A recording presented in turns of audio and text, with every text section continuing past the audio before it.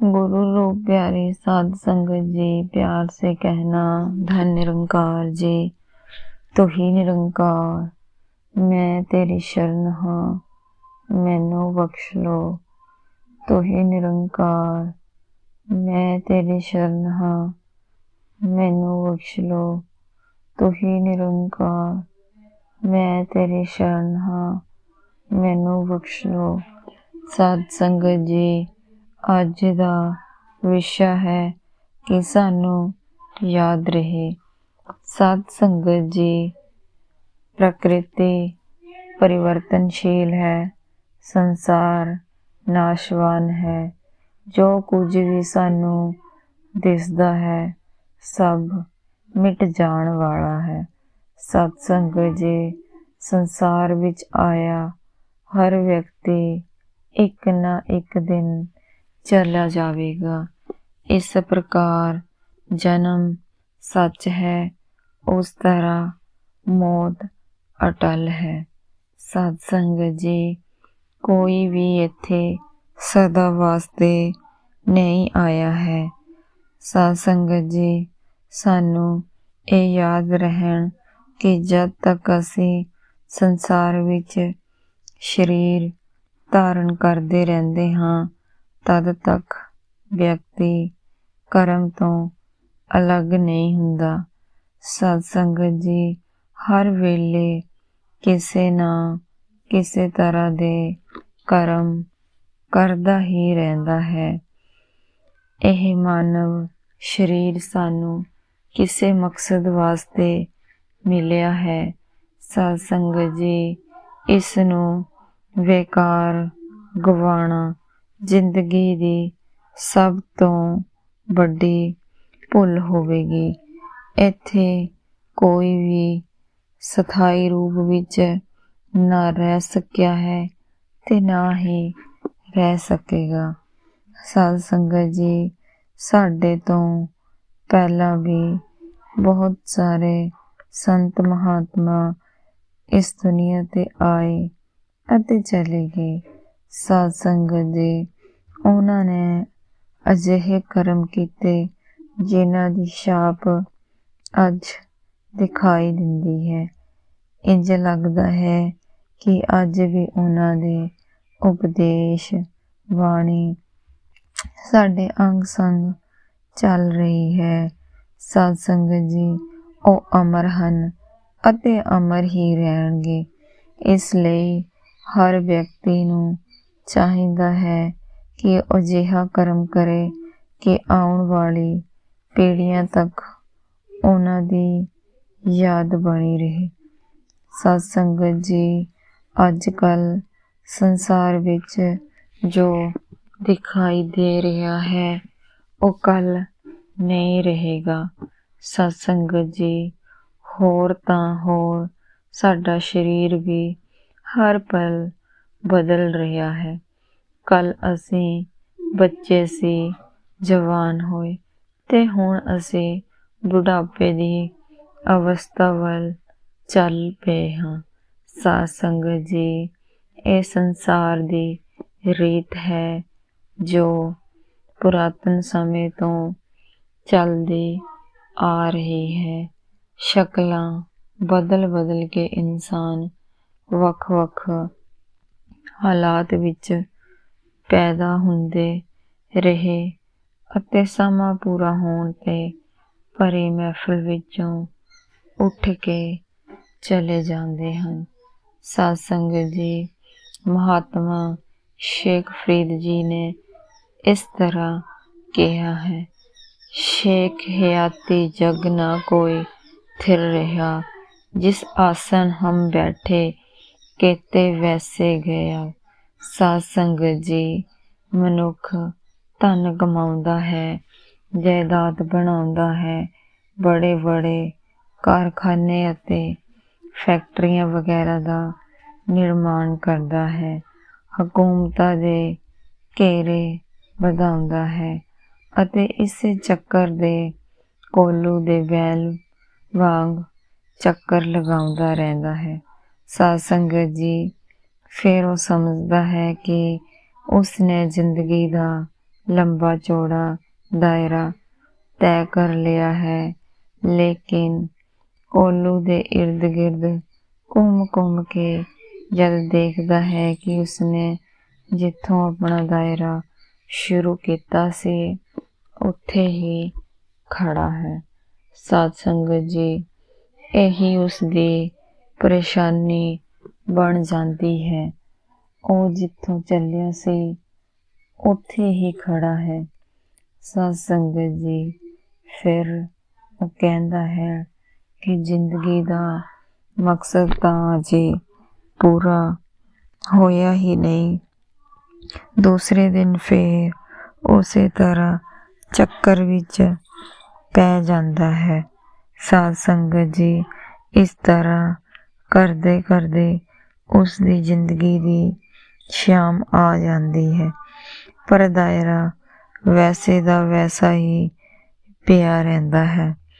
साध संगत जी, जमीन जायदाद दी हवस रखण वाला चंगी तरह समझ सकता है कि अज जिथे वो बैठा है हो सकता इत्थे पहला भी रह के गया होवे। साध संगत जी, ये संभव है कि जिथे असी अपने मकान की नींह रखी है, इत्थे कई बार पहला मकान बनया होवे, कोई नींह रखी जा चुकी होवे। साध संगत जी, युग परिवर्तन हो के उसकी थां की पहचान गवाच गई होवे, इसलिए सानू ये समझना जरूरी है कि रज न कोई जीविया कूड़े प्रवासे। साध संगत जी, दिसदे होए संसार दा सारा फैलाव ही विनाशकारी है, दुखदायक है। युगां युगां दी लंबी, बहुत लंबी यात्रा छिन भंगर भरोसे दे काबिल नहीं है। साध संगत जी, इस दी ये ही औकात है कि असी तकिए ते पैर रख के पैर जमाउण दे चक्कर विच रहिंदे हां। साध संगत जी, ये पानी दा बुलबुला समुंदर दी विशालता नू पाउणा चाहुंदा है, लेकिन पता तां ही लगदा है जद इसदा अपना वजूद ही मिट जाता है। साध संगत जी, इस तरह ये भली प्रकार कहा जा सकता है कि ये संसार दृष्टमान है, दिस रहा है, हस रहा है, पर है नहीं। साध संगत जी, जिस तरह आदमी किसी प्रकार का सुपना वेखदा है, पर जद नींद टुट जाती है तां सपना भी टुट जाता है। साध संगत जी, सपने कदे भी सच नहीं हुंदे, इस तरह ये संसार भी सच नहीं है। जेकर सच है तां परमात्मा है। साध संगत जी, शरीर सच नहीं, पर शरीर अंदर वहन वाला सच है। साध संगत जी, जद शरीर विचों शरीर दे अंदर रहन वाला सूक्ष्म तत्व निकल जाता है तां शरीर एक लाश बन जाता है। साध संगत जी, इसलिए ये जरूरी है कि असी अपने मूल नू समझिए, गैबी शक्ति का एहसास करिए। साध संगत जी, जिस नाल ये सब कुछ चल रहा है, जिस कारण साडे शरीर का मकसद पूरा हो रहा है। साध संगत जी, असी सदा अजिहे कर्मां प्रति यतनशील रहिए जिस नाल दूजिਆਂ ਦਾ भला होवे। असी सदा करम दी दुआही दिंदे रहंदे हां, पर सच्चा कर्म ਉਹ है जो अपने वास्ते नहीं सगों निस्वार्थ भाव नाल दूजिਆਂ वास्ते ਕੀਤਾ ਜਾਵੇ, ਜਿਸ ਵਿੱਚ ਕੇਵਲ ਦੂਜਿਆਂ ਪ੍ਰਤੀ ਸਮਰਪਣ ਭਾਵਨਾ ਹੋਵੇ। ਸਾਧ ਸੰਗਤ ਜੀ, ਉਸ ਤੋਂ ਕਿਸੇ ਪ੍ਰਕਾਰ ਦੀ ਉਮੀਦ ਨਾਲ ਨਾ ਬੱਝੀਏ। ਲੈਣ ਦੇਣ ਦੇ ਵਪਾਰ ਨਾਲ ਭਾਵਨਾ ਨਿਰਮੂਲ ਹੁੰਦੀ ਹੈ। ਸਾਧ ਸੰਗਤ ਜੀ, ਸਤਿਗੁਰ ਮਨੁੱਖ ਨੂੰ ਸ੍ਰਿਸ਼ਟੀ ਦੇ ਬੰਦੋਬਸਤ ਬਾਰੇ ਪ੍ਰੇਰਨਾ ਦਿੰਦੇ ਰਹਿੰਦੇ ਹਨ ਕਿ ਇਸ ਦੁਨੀਆ ਵਿੱਚ ਜੀਣ ਦਾ ਸਲੀਕਾ ਇਨਸਾਨ ਨੂੰ ਆਉਣਾ ਚਾਹੀਦਾ ਹੈ। ਜਿਸ ਨੂੰ ਜੀਣ ਦਾ ਸਲੀਕਾ ਨਹੀਂ ਆਇਆ, ਉਸ ਦੀ ਜ਼ਿੰਦਗੀ ਦੇ ਸਵਾਦ ਜਾਂ ਇਸ ਦੇ ਪਿਆਰ ਜਾਂ ਇਸ ਦੀ ਮਹਾਨਤਾ ਦੀ ਸਮਝ ਨਹੀਂ ਆਉਂਦੀ। ਸਾਧ ਸੰਗਤ ਜੀ, ਉਂਝ ਤਾਂ ਜੀਵਨ ਪਸ਼ੂ ਪੰਛੀ ਵੀ ਜਿਉਂਦੇ ਹਨ, ਖਾਂਦੇ ਹਨ, ਪੀਂਦੇ ਹਨ, ਸੌਂਦੇ ਜਾਗਦੇ ਹਨ, ਮਨੁੱਖ ਵਾਂਗ ਸੰਤਾਨ ਵੀ ਪੈਦਾ ਕਰਦੇ ਹਨ। ਸਾਧ ਸੰਗਤ ਜੀ, ਲੇਕਿਨ ਇਸ ਤਰ੍ਹਾਂ ਦੀਆਂ ਅਨੇਕਾਂ ਸਮਾਨਤਾਵਾਂ ਹੁੰਦਿਆਂ ਹੋਇਆਂ ਵੀ ਉਹਨਾਂ ਵਿੱਚ ਸੋਚਣ ਸਮਝਣ ਦੀ ਬੁੱਧੀ ਨਹੀਂ ਹੁੰਦੀ।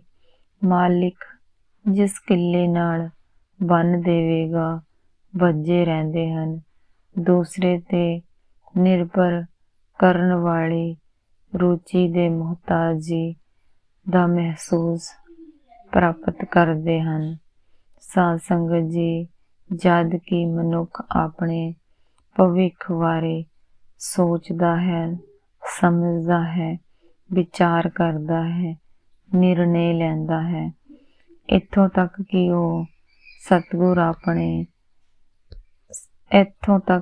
ਉਹ ਆਪਣੇ ਸਤਿਗੁਰ ਸਾਹਮਣੇ ਆਪਣੇ ਅਹੰਕਾਰ ਦਾ ਤਿਆਗ ਕਰਕੇ ਪ੍ਰਭੂ ਦੀ ਭਗਤੀ ਦਾ ਹੱਕਦਾਰ ਬਣ ਸਕਦਾ ਹੈ। ਸਾਧ ਸੰਗਤ ਜੀ, ਉਸ ਦੀ ਭਗਤੀ ਦ੍ਰਿਸ਼ਟਮਾਨ ਤੋਂ ਅਦ੍ਰਿਸ਼ਟਮਾਨ ਵਿੱਚ ਲੀਨ ਹੋ ਕੇ ਸਦਾ ਵਾਸਤੇ ਅਮਰ ਪਦ ਨੂੰ ਪ੍ਰਾਪਤ ਕਰਦੀ ਹੈ। ਸਾਧ ਸੰਗਤ ਜੀ, ਇਸ ਮਕਸਦ ਦੀ ਪ੍ਰਾਪਤੀ ਵਾਸਤੇ ਹੀ ਮਨੁੱਖਾ ਜਨਮ ਮਿਲਿਆ ਹੈ। ਇਸ ਨੂੰ ਗਵਾਉਣ ਦਾ ਮਤਲਬ ਸੰਤ ਕਬੀਰ ਜੀ ਅਨੁਸਾਰ ਇਸ ਤਰ੍ਹਾਂ ਹੈ: ਕਬੀਰ ਮਾਨਸ ਜਨਮ ਦੁਰਲਭ ਹੈ, ਹੋਏ ਨ ਵਾਰੰਵਾਰ, ਜਿਉ ਬਨ ਫਲ ਪਾਕੇ ਭੋਈ, घिरे बाहर न लागे डार। साध संगत जी, प्यार से कहना धन निरंकार जी।